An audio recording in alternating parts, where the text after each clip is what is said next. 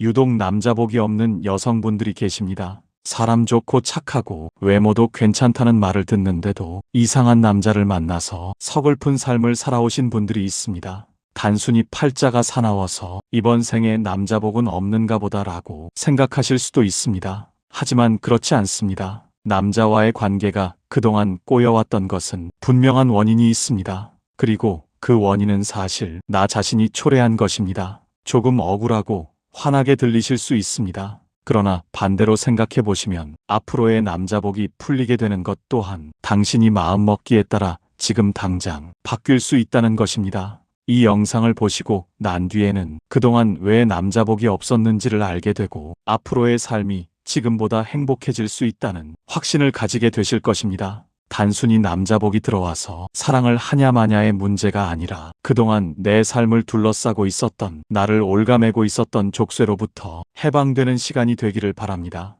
시작하기 전 구독과 좋아요를 눌러주시면 영상 제작에 큰 힘이 됩니다. 그럼 시작하겠습니다.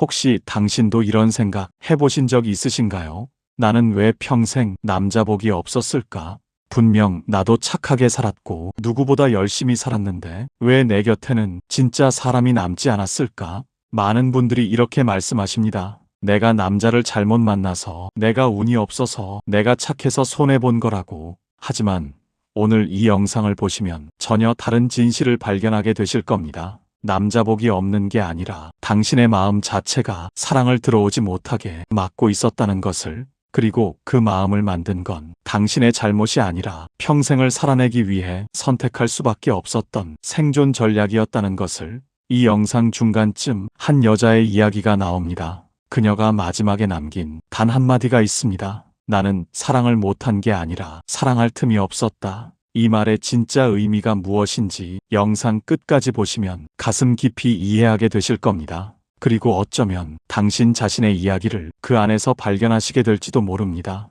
한 가지 질문을 드리겠습니다. 당신은 지금까지 당신의 마음과 어떻게 지내왔습니까? 마음을 열어본 적이 있습니까? 아니면 평생 닫아두고 살았습니까? 이 질문에 대한 답을 영상이 끝날 때쯤엔 스스로 내리실 수 있을 겁니다. 많은 분들이 이렇게 생각하십니다. 남자복 없는 여자는 남자를 잘못 만나서 혹은 운이 없어서 그렇게 된 거라고. 하지만 진실은 전혀 다릅니다. 남자복이 없는 게 아니라 마음의 문이 닫혀 있는 겁니다. 그 문은 언제 닫혔을까요? 어쩌면 첫 번째 결혼에서, 어쩌면 부모님과의 관계에서, 어쩌면 형제들과의 다툼에서 조금씩 문이 닫혀갔습니다. 그리고 어느 순간부터는 그 문이 닫혀 있다는 것조차 모르고 살게 되었습니다. 왜냐하면 그게 너무 오래되어서 그것이 원래 내 모습인 줄 착각하게 되었기 때문입니다. 81살 김정희 할머니의 이야기를 들어보겠습니다. 정희 할머니는 평생을 착하게 사신 분입니다. 남편에게도, 자식에게도, 시댁 식구들에게도 늘 먼저 양보하고, 먼저 참고, 먼저 웃으며 살았습니다. 남편이 술을 마시고 늦게 들어와도 말없이 밥을 차려주었고, 시어머니가 며느리 욕을 해도 고개를 숙이고 참았으며, 자식들이 용돈을 달라고 하면 자신의 밥값을 줄여서라도 내어주었습니다. 사람들은 정희 할머니를 칭찬했습니다. 정말 착한 사람이다. 참 인내심이 강하다. 저런 여자가 복을 받는다. 하지만 정말 그랬을까요? 정희 할머니는 60세에 남편을 여의었습니다. 그때 처음으로 이런 생각이 들었습니다. 이제 내 인생을 살아야지. 하지만 어떻게 살아야 할지 전혀 알 수 없었습니다. 평생을 남을 위해 살았지 자신을 위해 산 적이 없었으니까요. 무엇을 좋아하는지, 무엇을 원하는지, 무엇이 행복한지 아무것도 몰랐습니다. 그렇게 몇 년이 지나고 65세가 되던 해 복지관에서 만난 한 남자가 있었습니다. 이름은 박철수, 68살의 호랍이었습니다. 철수 씨는 정희 할머니에게 먼저 다가왔습니다. 할머니, 오늘 날씨 좋네요. 산책하러 가실래요?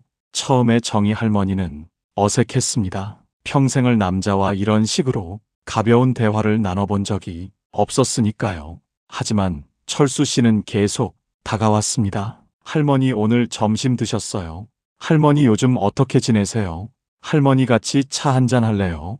그렇게 몇 달이 지나자 정희 할머니도 조금씩 마음이 열리는 것 같았습니다. 철수 씨는 착한 사람이었습니다. 말도 잘 들어주고 배려도 해주고 웃음도 잘 웃었습니다. 어느 날 철수 씨가 물었습니다. 할머니, 저랑 사귀실래요? 우리 나이에 사귄다는 말이 좀 우습긴 하지만 그래도 서로 의지하며 살면 좋지 않을까요?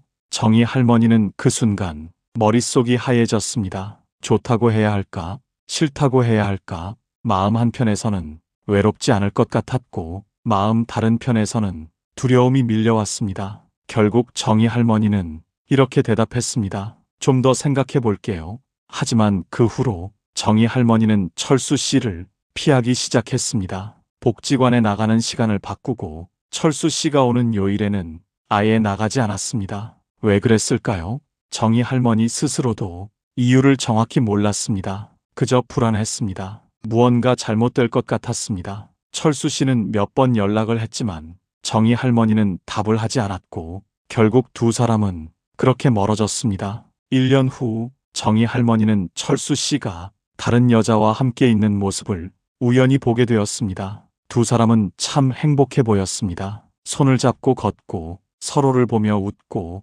편안하게 대화를 나누고 있었습니다. 그 순간 정희 할머니는 깨달았습니다. 내가 놓친 것이 무엇인지를. 하지만 이미 늦었습니다. 그날 밤 정희 할머니는 혼자 앉아 울었습니다. 왜 나는 행복할 기회가 와도 스스로 밀어내는 걸까? 왜 나는 좋은 사람이 다가와도 마음을 열지 못하는 걸까?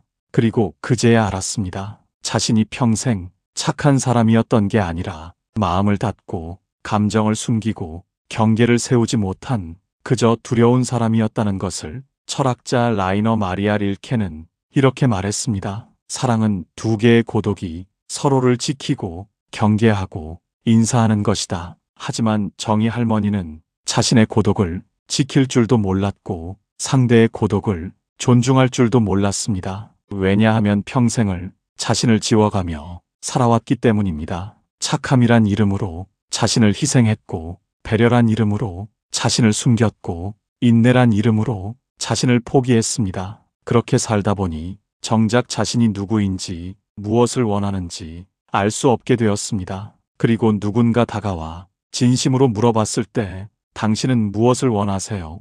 대답할 수 없었던 겁니다. 왜냐하면 평생 그 질문을 받아본 적이 없었으니까요.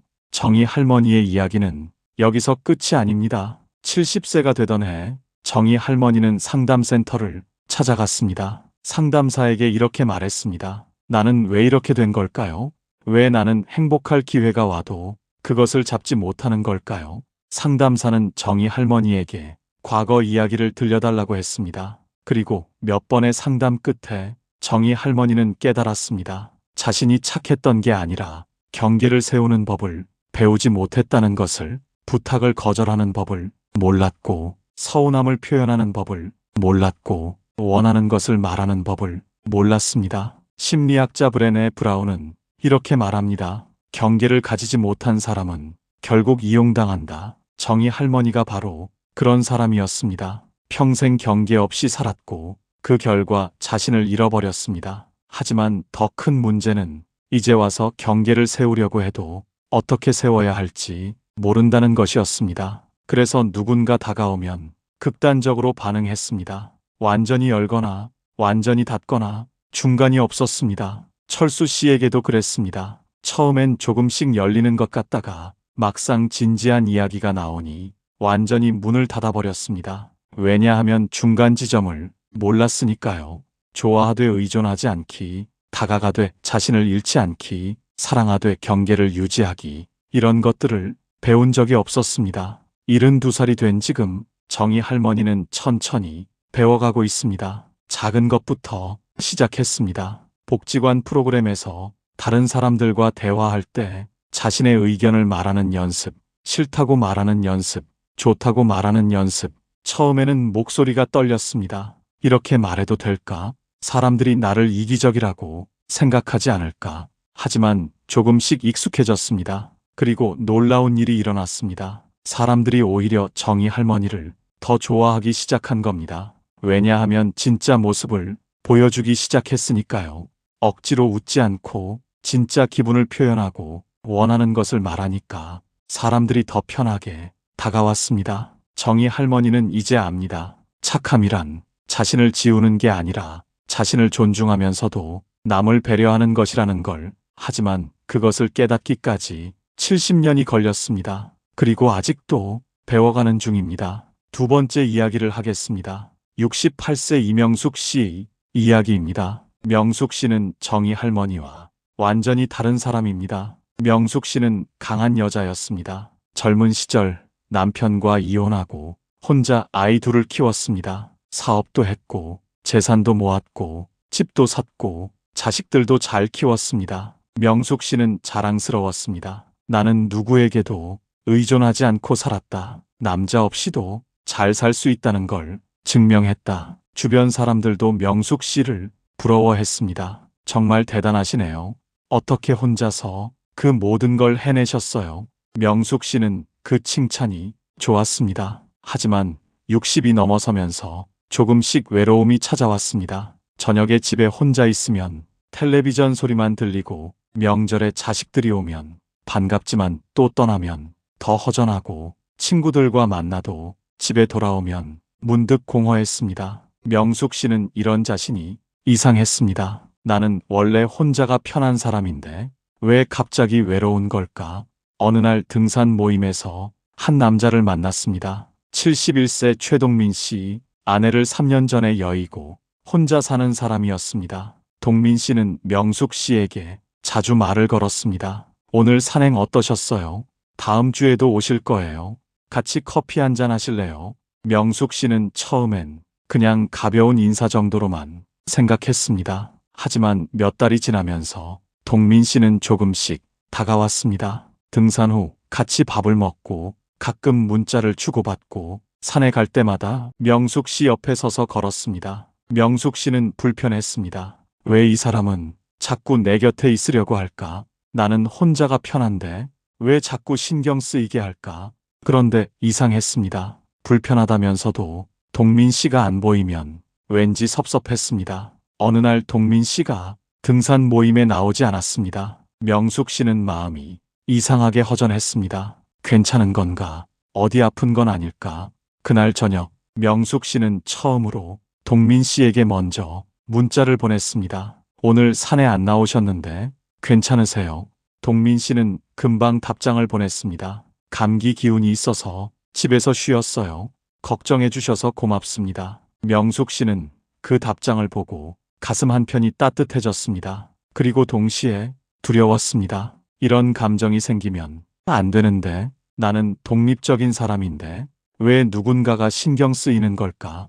다음 주 산에서 동민 씨를 다시 만났을 때 명숙 씨는 일부러 거리를 두었습니다. 동민 씨가 다가와도 짧게 인사만 하고 다른 사람들과 이야기하고 혼자 앞서가거나 뒤처졌습니다. 동민 씨는 그런 명숙 씨를 조용히 지켜봤습니다. 그러다 하산길에 명숙 씨가 돌에 걸려 비틀거렸을 때 동민 씨가 재빨리 다가와 팔을 잡아주었습니다. 괜찮으세요? 명숙 씨는 그 손을 뿌리치고 싶었습니다. 하지만 그럴 수 없었습니다. 동민 씨의 손이 너무 따뜻했으니까요. 그날 밤 명숙 씨는 잠을 이룰 수 없었습니다. 나는 왜 이러는 걸까? 좋아하면서도 밀어내고 다가가고 싶으면서도 피하고, 도대체 나는 무엇을 원하는 걸까? 며칠 후 명숙 씨는 딸에게 전화를 걸었습니다. 그리고 처음으로 자신의 마음을 털어놓았습니다. 딸은 조용히 듣더니 이렇게 말했습니다. 엄마 평생 혼자 살았잖아요. 그러니까 누군가 곁에 있는 게 낯선 거예요. 엄마는 독립적인 게 아니라 혼자 사는 게 익숙한 거예요. 그 말에 명숙 씨는 충격을 받았습니다. 그렇구나. 나는 독립적인 게 아니라 그냥 혼자가 익숙한 거였구나. 누군가와 함께하는 법을 잊어버린 거였구나. 명숙 씨는 다음 날 동민 씨에게 문자를 보냈습니다. 다음 주 산에 가시면 제가 커피 한 잔 살게요. 동민 씨는 답장을 보냈습니다. 좋습니다. 기다릴게요. 그렇게 두 사람은 조금씩 가까워졌습니다. 하지만 명숙 씨에게는 여전히 어려웠습니다. 누군가와 함께 한다는 것, 누군가에게 기댄다는 것, 누군가를 필요로 한다는 것, 이 모든 것이 낯설고 두려웠습니다. 어느 날 동민 씨가 물었습니다. 명숙 씨는 저를 어떻게 생각하세요? 명숙 씨는 한참을 대답하지 못했습니다. 그러다 조용히 말했습니다. 솔직히 잘 모르겠어요. 좋기도 한데, 두렵기도 하고, 가까워지고 싶기도 한데, 거리를 두고 싶기도 하고, 이런 감정이 처음이라서 어떻게 해야 할지 모르겠어요. 동민 씨는 웃으며 말했습니다. 저도 마찬가지예요. 아내를 잃고 나서 다시 누군가를 좋아한다는 게 어떤 건지 잊어버렸어요. 그러니까 우리 천천히 배워가면 안 될까요?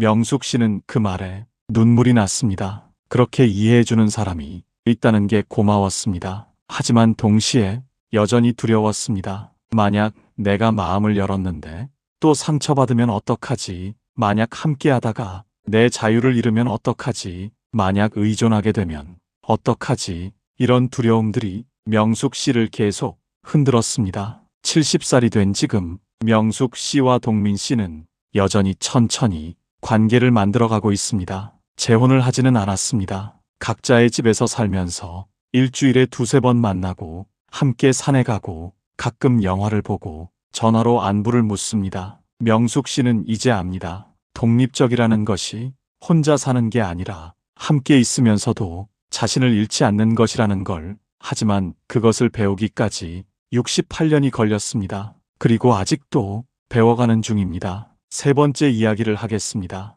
73세 박순례 씨의 이야기입니다. 순례 씨는 55세에 남편을 여의었습니다. 처음 몇 년은 상실감에 힘들었지만 시간이 지나면서 이런 생각이 들었습니다. 이제는 혼자가 편해. 누구 눈치 안 보고 누구 시중 안 들고 내 마음대로 살 수 있으니까. 주변에서는 재혼을 권했습니다. 순례 씨 나이도 아직 젊은데 좋은 사람 만나요. 하지만 순례 씨는 단호하게 거절했습니다. 재혼은 무슨 재혼이야? 이 나이에 또 남자 시중 들어. 인생 원래 혼자야. 그 말에는 체념이 섞여 있었습니다. 하지만 동시에 진심도 섞여 있었습니다. 정말로 혼자가 편했으니까요. 60이 되고 65가 되고 70이 되었습니다. 순례 씨는 점점 더 확고해졌습니다. 나는 혼자 사는 게 맞아. 자식도 결국 남이고 형제도 남남이고 친구도 언젠가 떠나고 결국 인생은 혼자야. 이런 생각이 굳어지면서 순례 씨의 마음도 굳어갔습니다. 새로운 사람을 만나도 깊이 친해지지 않았고 누가 다가와도 일정 거리를 유지했고 감정을 드러내지 않았습니다. 왜냐하면 그게 안전했으니까요. 가까워지면 상처받고 마음을 주면 배신당하고 기대하면 실망하니까 아예 시작하지 않는 게 나았습니다. 73세가 되던 해 순례 씨는 건강검진을 받았습니다. 결과는 좋지 않았습니다. 혈압도 높고 당뇨도 있고 무릎도 안 좋고 의사가 말했습니다. 규칙적인 운동을 하시고 식사 조절을 하시고 스트레스를 줄이세요. 그리고 가능하면 사람들과 자주 만나세요.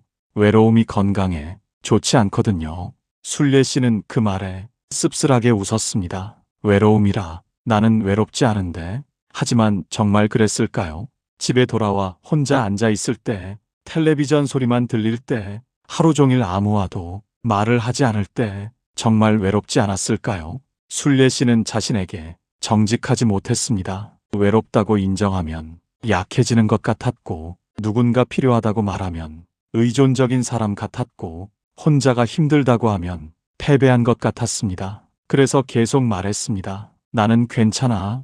혼자가 편해. 인생 원래 혼자야. 하지만 그 말 뒤에는 깊은 슬픔이 숨어 있었습니다. 어느 날 밤 순례 씨는 잠이 오지 않아 창밖을 내다봤습니다. 건너편 아파트에 불이 켜져 있었습니다. 한 노부부가 거실에 앉아 무언가 대화를 나누고 있었습니다. 큰 소리로 웃기도 하고 고개를 끄덕이기도 하고 차를 마시며 편안하게 시간을 보내고 있었습니다. 순례 씨는 그 모습을 보며 가슴 한편이 아팠습니다. 나도 저렇게 누군가와 함께 있고 싶다는 생각이 들었습니다. 하지만 동시에 포기했습니다. 이제 와서 무슨 나이도 많은데 누가 나 같은 사람을 원하겠어. 그리고 무엇보다 나는 이미 마음을 닫아버렸는걸. 순례 씨의 마음은 얼어붙어 있었습니다. 오랜 세월 동안 체념과 방어와 자기 합리화로 단단하게 얼어붙어 있었습니다. 그 얼음을 녹이려면 얼마나 많은 시간과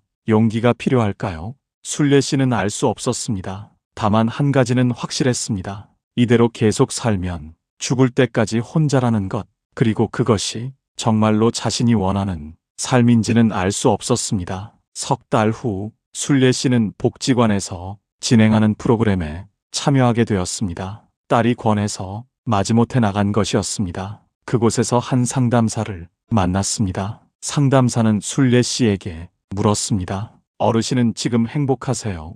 순례 씨는 대답했습니다. 뭐 그럭저럭 살아요. 상담사는 다시 물었습니다. 그럭저럭이 아니라 정말로 행복하냐고 물었어요. 순례 씨는 한참을 대답하지 못했습니다. 그러다 조용히 말했습니다. 모르겠어요. 행복이 뭔지 잘 모르겠어요. 상담사는 고개를 끄덕였습니다. 행복을 모른다는 건 오랫동안 감정을 느끼지 않고 살아왔다는 뜻이에요. 순례 씨, 언제부터 감정을 느끼지 않으셨어요? 그 질문에 순례 씨는 눈물이 났습니다. 모르겠어요. 언제부터인지 기억이 안 나요. 다만 어느 순간부터 아무것도 느껴지지 않았어요. 기쁨도, 슬픔도, 외로움도, 그리움도 다 사라졌어요. 그냥 하루하루 살아가는 것만 남았어요. 상담사는 순례 씨의 손을 잡아주었습니다. 그리고 말했습니다. 감정이 사라진 게 아니에요. 감정을 느끼는 게 너무 아파서 스스로 차단한 거예요. 하지만 감정을 차단하면 고통도 사라지지만 기쁨도 사라져요. 지금 순례 씨는 고통도 없지만 기쁨도 없는 상태로 살고 계신 거예요. 그 말에 순례 씨는 오랫동안 울었습니다. 맞아요. 나는 아무것도 느끼지 않고 살아왔어요. 그게 안전하다고 생각했어요. 하지만 이제 보니 그건 사는 게 아니라 그냥 시간을 흘려보낸 거였어요. 상담사는 말했습니다. 아직 늦지 않았어요. 지금부터라도 천천히 감정을 되찾으세요. 작은 것부터 느껴보세요. 오늘 날씨가 어땠는지, 점심 식사가 맛있었는지, 산책하면서 어떤 생각이 들었는지, 그런 작은 감정들부터 다시 느껴보세요. 순례 씨는 그날부터 조금씩 변화를 시도했습니다. 매일 일기를 쓰기 시작했습니다. 오늘 느낀 감정 하나를 적어보는 것이었습니다. 처음에는 아무것도 떠오르지 않았습니다. 하지만 며칠 지나자 조금씩 감정이 보이기 시작했습니다. 오늘 햇살이 따뜻했다. 오늘 국이 맛있었다. 오늘 꽃이 예뻤다. 아주 작은 감정들이었지만 순례 씨에게는 큰 변화였습니다. 한 달이 지나고 두 달이 지나면서 순례 씨는 조금씩 자신의 마음이 녹아가는 것을 느꼈습니다. 얼어붙었던 감정이 조금씩 풀리고 닫혔던 마음이 조금씩 열리고 차단했던 세상이 조금씩 들어왔습니다. 그리고 74세가 되던 해 순례 씨는 복지관에서 한 남자를 만났습니다. 76세 이성규 씨, 아내와 사별한 지 5년이 된 사람이었습니다. 성규 씨는 순례 씨에게 먼저 다가왔습니다. 안녕하세요. 저도 혼자 사는데 같이 차 한잔 하실래요? 예전에 순례 씨였다면 거절했을 겁니다. 하지만 이제는 달랐습니다. 순례 씨는 잠시 망설이다가 고개를 끄덕였습니다. 네, 좋아요. 그렇게 두 사람은 차를 마시며 대화를 나눴습니다. 성규 씨는 자신의 이야기를 천천히 들려주었습니다. 아내를 잃고 얼마나 힘들었는지, 혼자 사는 게 얼마나 외로운지, 그래도 살아가야 한다는 것. 순례 씨는 조용히 들었습니다. 그리고 자신의 이야기도 조금씩 들려주었습니다. 남편을 잃고 혼자 산 세월, 외롭다고 인정하지 못했던 시간, 마음을 닫고 살았던 날들. 성규 씨는 고개를 끄덕이며 들어주었습니다. 그리고 말했습니다. 저도 비슷했어요. 혼자가 편하다고 말하면서 사실은 외로웠어요. 누군가 필요하다고 인정하면 약해 보일까봐 두려웠어요. 하지만 이제는 알아요.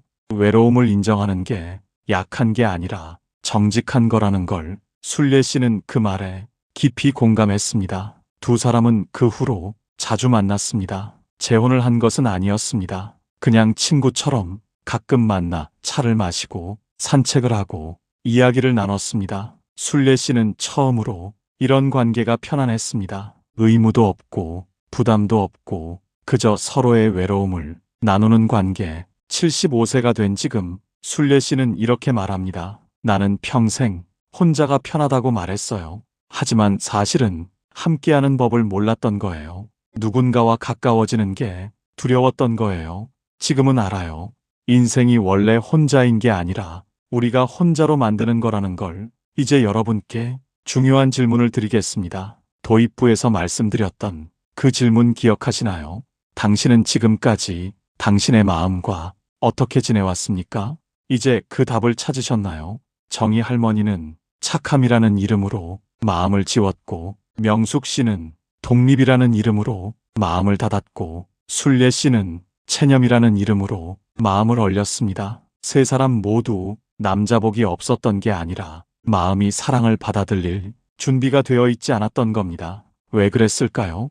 그것이 살아남는 방법이었으니까요. 착하지 않으면 미움받고, 강하지 않으면 무시당하고, 체념하지 않으면 계속 아프니까 그렇게 선택한 생존 전략이 시간이 지나면서 성격이 되고 습관이 되고 운명이 되었습니다. 철학자 니체는 말했습니다. 당신이 괴물과 싸울 때 당신 자신도 괴물이 되지 않도록 조심하라. 세 사람은 평생 외로움이라는 괴물과 싸우면서 자신도 모르게 괴물이 되어버렸습니다. 감정을 느끼지 못하는, 관계를 맺지 못하는, 사랑을 받아들이지 못하는 그런 사람이 되어버렸습니다. 하지만 희망이 있습니다. 세 사람 모두 70이 넘어서 변화를 시작했으니까요. 정희 할머니는 경계를 배우고 있고, 명숙 씨는 함께하는 법을 배우고 있고, 순례 씨는 감정을 되찾고 있습니다. 늦었다고 생각하지 마세요.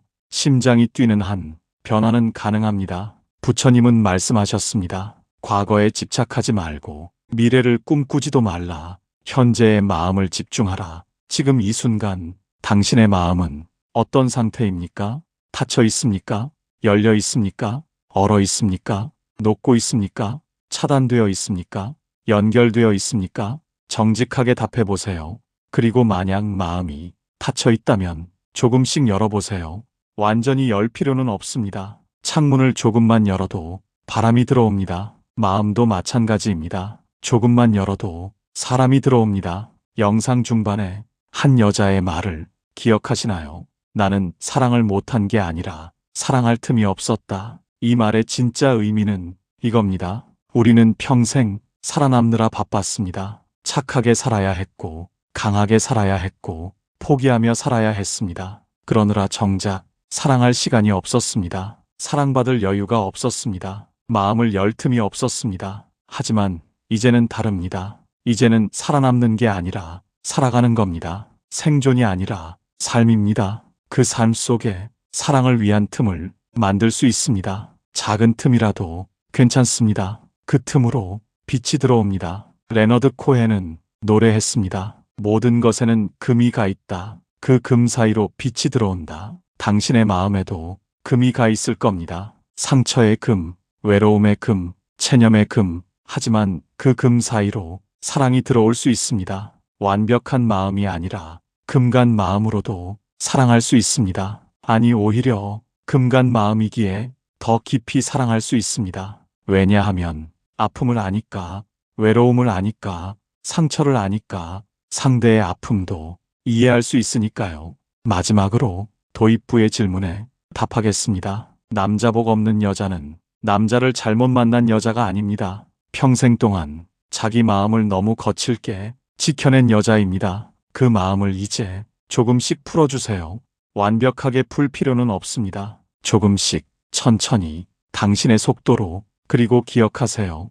당신은 사랑받을 자격이 있습니다. 착하지 않아도, 강하지 않아도, 완벽하지 않아도 있는 그대로 사랑받을 자격이 있습니다. 나이는 숫자일 뿐입니다. 70이든 80이든 심장이 뛰는 한 사랑은 가능합니다. 다만 방식이 다를 뿐입니다. 젊을 때의 격렬한 사랑이 아니라 잔잔하고 깊은 사랑, 의존하는 사랑이 아니라 서로를 존중하는 사랑, 소유하는 사랑이 아니라 함께 걷는 사랑, 그런 사랑을 당신도 할 수 있습니다. 마음만 열면 됩니다. 조금씩, 천천히, 당신의 속도로 오늘부터 시작하세요. 작은 것부터 시작하세요. 누군가에게 먼저 인사하기, 커피 한 잔 같이 하자고 말하기, 전화번호 주고받기, 이런 작은 것들이 모여서 관계가 됩니다. 그리고 관계가 모여서 사랑이 됩니다. 두렵더라도 시도해보세요. 실패해도 괜찮습니다. 중요한 건 시도하는 겁니다. 마음을 여는 겁니다. 그 용기를 내는 겁니다. 당신은 할 수 있습니다. 지금까지 살아온 것만으로도 당신은 충분히 강합니다. 이제 그 강함으로 사랑을 시도해 보세요. 남자복이 없는 게 아닙니다. 당신 안에 사랑이 들어올 공간을 만들지 않았을 뿐입니다. 이제 그 공간을 만드세요. 조금씩, 천천히, 당신의 속도로, 그리고 기다리세요. 사랑은 옵니다. 준비된 마음에는 반드시 사랑이 옵니다. 당신의 마음이 준비되기를 바랍니다. 그리고 그 마음에 사랑이 찾아오기를 바랍니다. 늦지 않았습니다. 지금이 바로 시작할 때입니다. 영상 내용이 도움이 되셨다면 구독과 좋아요를 눌러주세요. 영상 제작에 큰 힘이 됩니다. 평온한 하루 되세요. 감사합니다.